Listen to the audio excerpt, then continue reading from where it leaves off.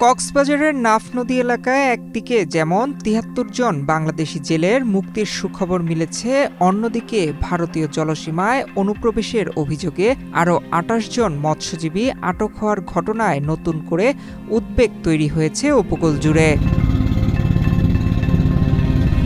২০২৫ সালের বিভিন্ন সময়ে নাফ নদী এলাকায় মাছ ধরতে গিয়ে কয়েকজন বাংলাদেশি জেলে অনিচ্ছাকৃতভাবে জলসীমা অতিক্রম করে মিয়ানমারে জলসীমায় প্রবেশ করেন। পরবর্তীতে তাদেরকে আরাকান আর্মি কর্তৃক আটক করা হয়।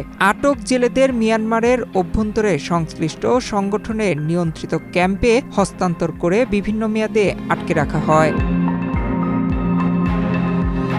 এমন পরিস্থিতিতে মানবিক বিবেচনাকে অগ্রাধিকার দিয়ে কক্সবাজার অঞ্চলের বিভিন্ন নিরাপত্তা বাহিনী সমন্বিত উদ্যোগ গ্রহণ করে।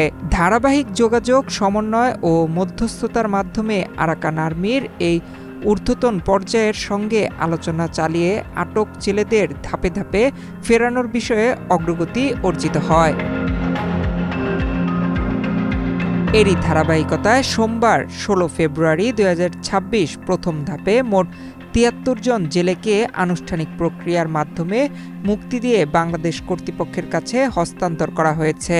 স্থানীয় উপজেলা ও ইউনিয়ন প্রতিনিধি এবং আইনশৃঙ্খলা রক্ষাকারী বাহিনীর মাধ্যমে তাদের পরিচয় নিশ্চিত করা হয়। অন্যদিকে একই সময়ে ভারতীয় জলসীমা অনুপ্রবেশের অভিযোগে আরও ২৮ জন বাংলাদেশি মৎস্যজীবীকে আটক করেছে ইন্ডিয়ান কোস্টগার্ড। রোববার ভারতীয় জলসীমায় টহল চলাকালে একটি বাংলাদেশি ট্রলারকে সন্দেহজনকভাবে ঘোরাফেরা করতে দেখে ভারতীয় উপকূল রক্ষী বাহিনী পরে গভীর রাতে এফবি সাগর নামের ট্রলারটি আটক করা হয়। ট্রলারটিতে মোট ২৮ জন মৎস্যজীবী ছিলেন। আটকদের সোমবার সকালে পশ্চিমবঙ্গের ফিজারগঞ্জ মৎস্যবন্দরে নিয়ে যাওয়া হয়। তাদের মধ্যে ২৭ জনের বাড়ি কুতুবদি এলাকায় বলে জানা গেছে।